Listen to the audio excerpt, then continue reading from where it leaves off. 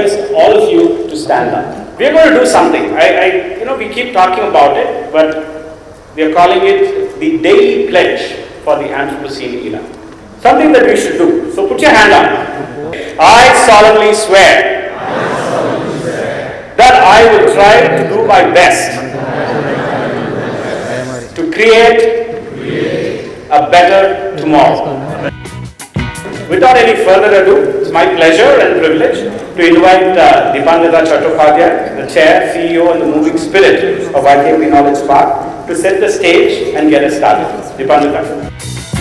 Every time we look at a relevant problem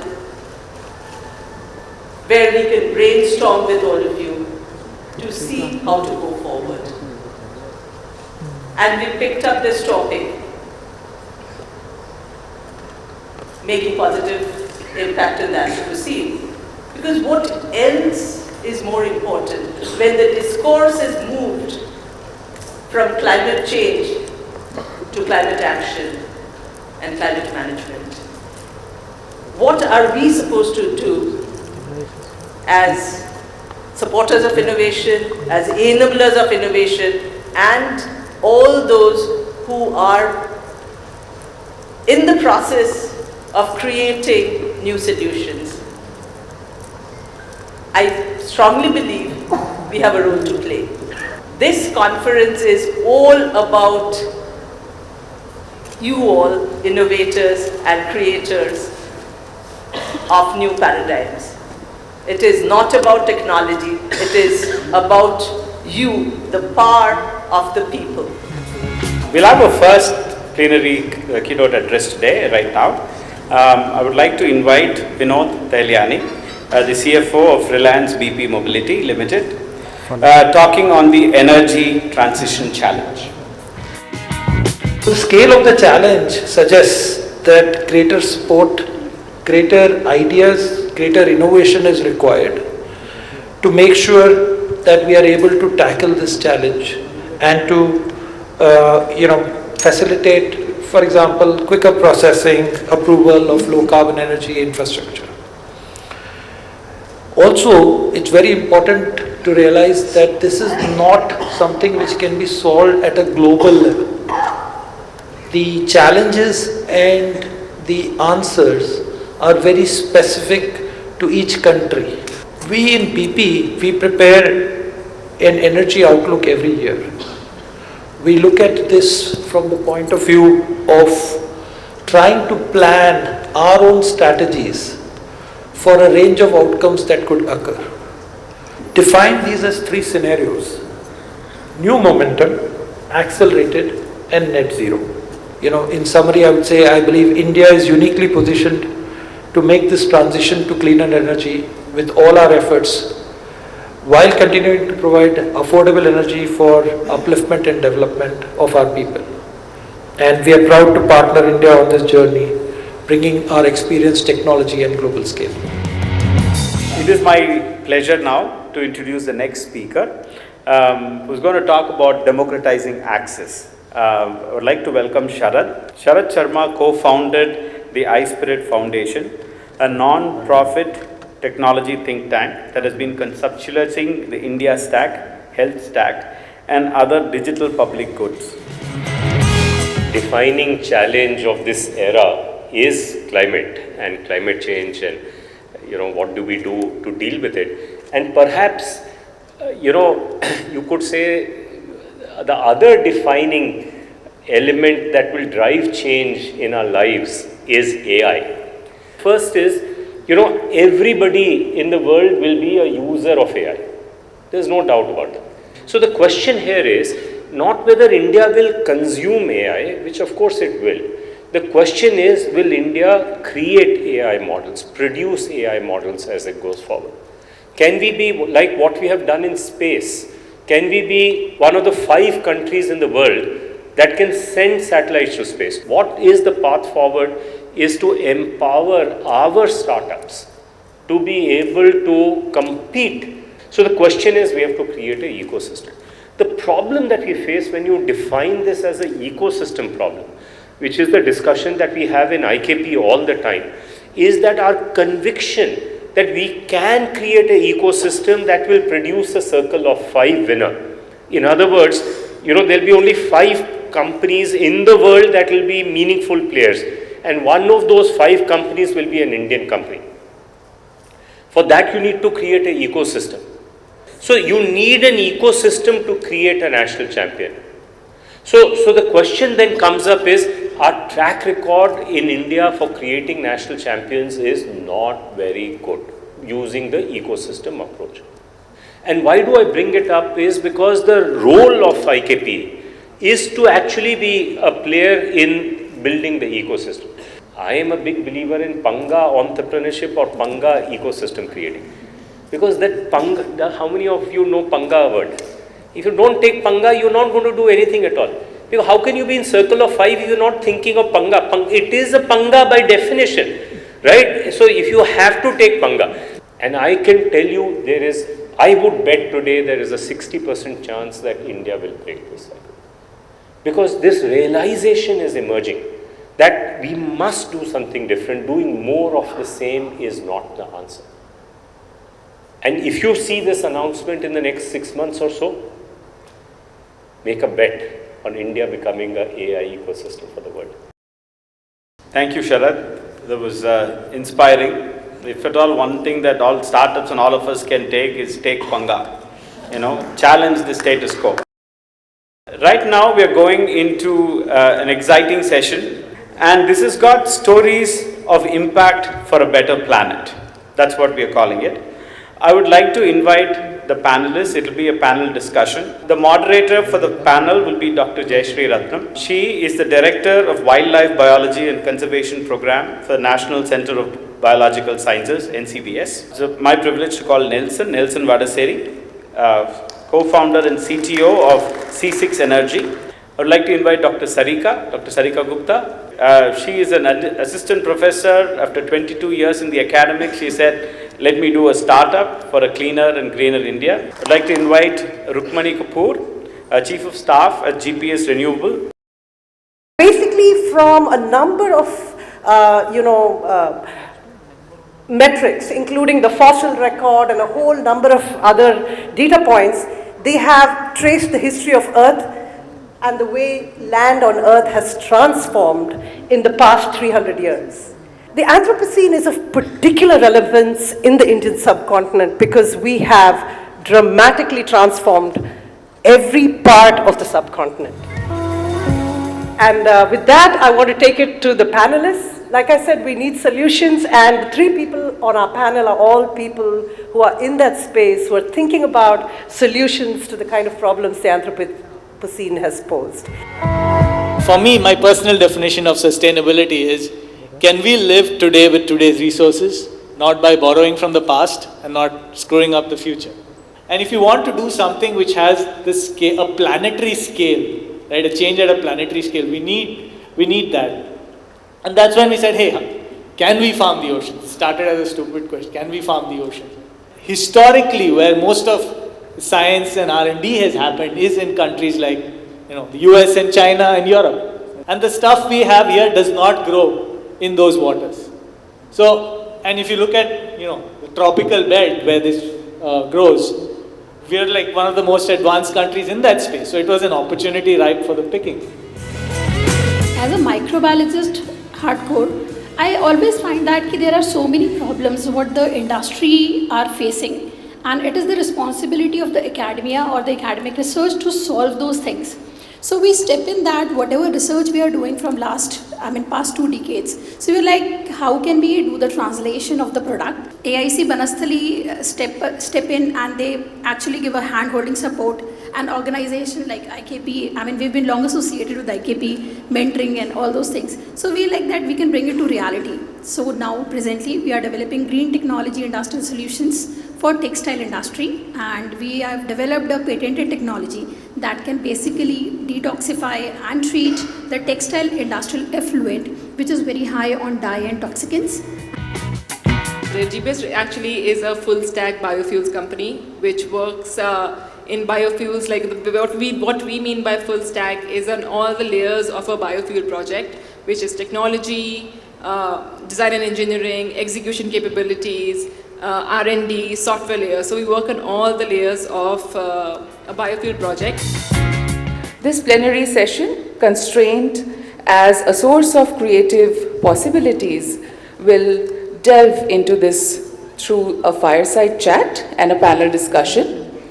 The topic of the fireside chat is responsible construction, creating a new paradigm. The construction industry is among the major sectors that contribute significantly towards emission of greenhouse gases, which have a major impact on the climate change and is responsible for about 91% of overall greenhouse gases. Ladies and gentlemen, please welcome Dr. Anjan Mitra and Dr. Vinod Gupta. The construction as a whole, and that is how I find that the topic of this today is that responsible construction, because we are not taking any responsibilities as far as the construction is concerned. We always think sustainability is a concept. Sustainability is in the thinking process. Sustainability cannot be with the material. So my personal experience is that by making things more efficient, this does not change. But if you can change things in such a way that human behavior changes, that is the thing which makes it possible for us to achieve our objectives. We now have a panel discussion with innovators who have used constraints as an inspiration to develop innovative products. So for this, I would like to invite our moderator of the session, Dr. Janvi Phalke. Janvi Phalke is a founding director of Science Gallery, Bangalore. Our panel includes Mr. Gaurav Parchani. Gaurav is a co-founder and CTO of Dozy. Our next panel member is Ganesh Shankar. Yeah, please come onto the stage. Ganesh is a serial entrepreneur in sustainability and clean tech. So our last panel member is Rajkumar Madan Gopal, a visionary leader. He is currently making significant waves as a co-founder, CEO of Banyan Nation. So welcome all of you, and over to you, Janvi. If we want to reimagine our relationship to nature, as Jayashree hinted quite strongly in the morning, then we need new knowledge, we need new partnership, but we also need an honest public dialogue about uncertainty, incompleteness, and the tenuousness of the knowledge and products, therefore, that we hold. And I think this needs to be understood better and better in order for us to understand both constraints better, but also the consequences of these ideas that we hold much better. Banyan today is considered a pioneer in the circular economy space in India. I mean, over the last decade, Mani and I have built an organization that has focused on solving India's garbage problem, and specifically the problem of plastic pollution. So what we essentially believe is that this will affect business continuity risk to industries. This means financial risk and compliance risk to actually run their operations, right? And industries are in massive and imminent risk because of water crisis. And just like how water as a liquid is transparent and clear, we make the data of water transparent and clear and build solution on top of it to reduce water consumption by up to 30%. In a nutshell, what we do is we have these proprietary contactless sensors that go under the mattress, don't even touch the user at all, and capture all the key biomarkers, heart rate, respiration rate, blood pressure, and other physiological parameters. We'd like to start with an announcement of a new partnership for IKP. As some of you might be aware, IKP is entering into a partnership with Montgomery County, Maryland, United States.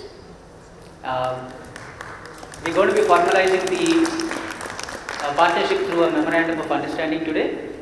And this MOU is going to enable IKP affiliated companies seeking to enter and access US markets with a lot of support, and similarly it will also be a bridge for companies in Montgomery County to partner with IKP affiliated companies. We are very interested in opportunities, and the reason we're here is to expand trade relations between India and between the United States, particularly in tech fields, pure tech and also biotech. The credit goes to BIRAC because we discussed in the BIRAC stall, the entire India map is there. So it's easy to explain them what we have and what are our strengths, and immediately I introduced them to ma'am, the Panita ma'am, and today it's a reality. And a lot more to work, Mark and Judy. Thanks a lot. And then in the second plenary, we engaged with the counterintuitive thought that constraints can be sources of creativity. And now we're all set to explore the possibility of partnerships. This is actually a fairly important aspect of the whole thing, because we're talking about the challenges of Anthropocene. When we talk about that, we usually use words such as planet scale and global. So it means two things. One is, of course, it refers to the massive scale of the challenges. But the second thing, it also indicates that boundaries are not very relevant. When we're talking about changes in temperature or pollution. I thought I'd talk about today is a kind of challenge that all of us, or all savanna ecologists working across the globe seem to face.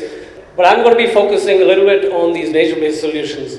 And one nature-based solution that seems to have, that seems to be all the rage right now is tree planting to sequester carbon from the atmosphere, right? And this has led to many initiatives like the Trillion Trees program to plant 1 trillion trees across the globe.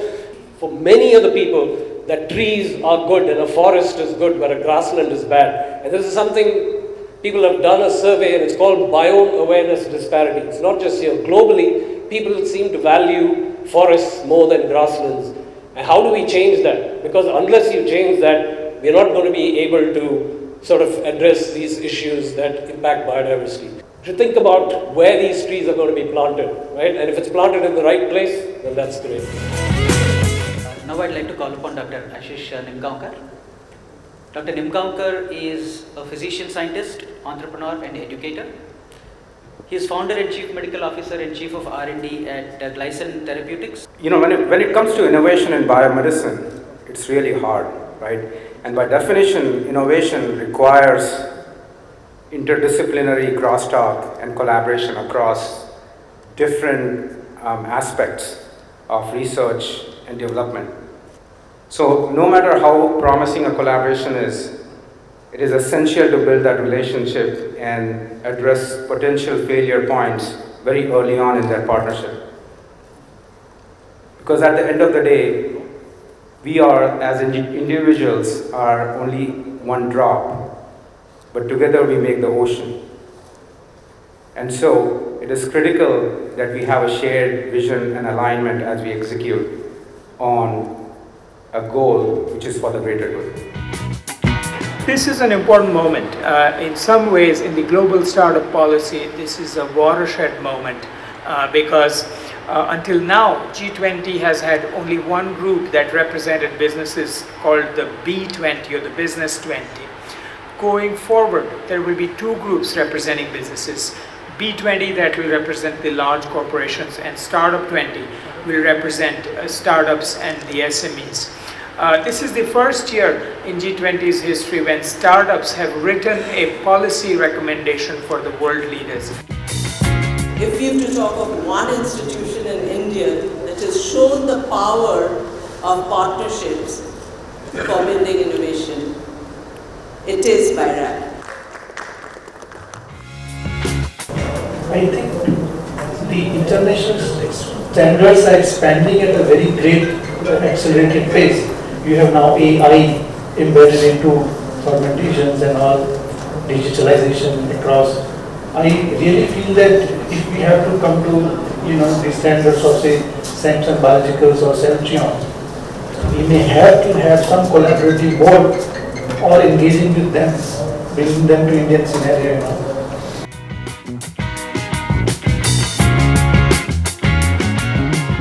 We think we said the regulator sets the standard, but ab initio,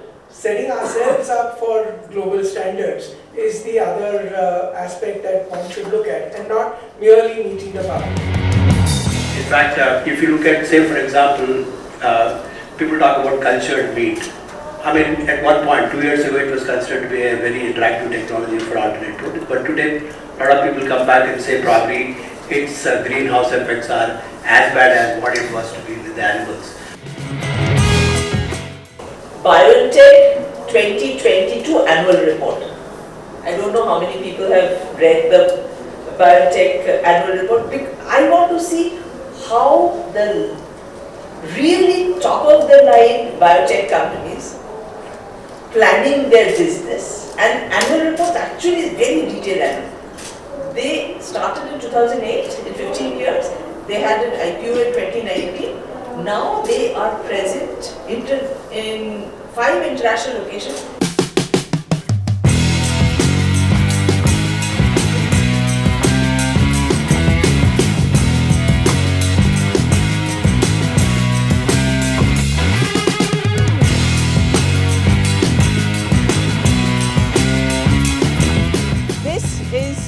Time our startups wait because the awards will be declared.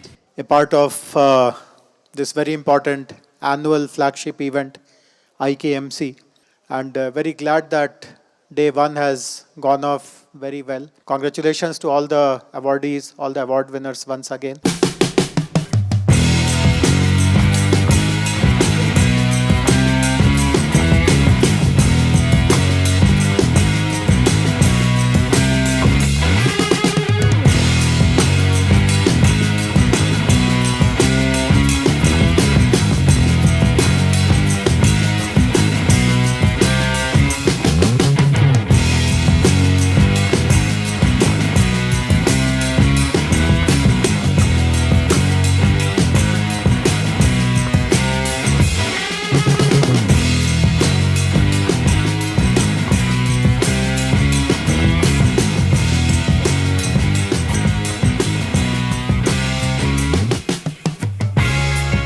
IKP is interested in life science, but the monthly incubator meeting is across the domains. Science and technology cluster.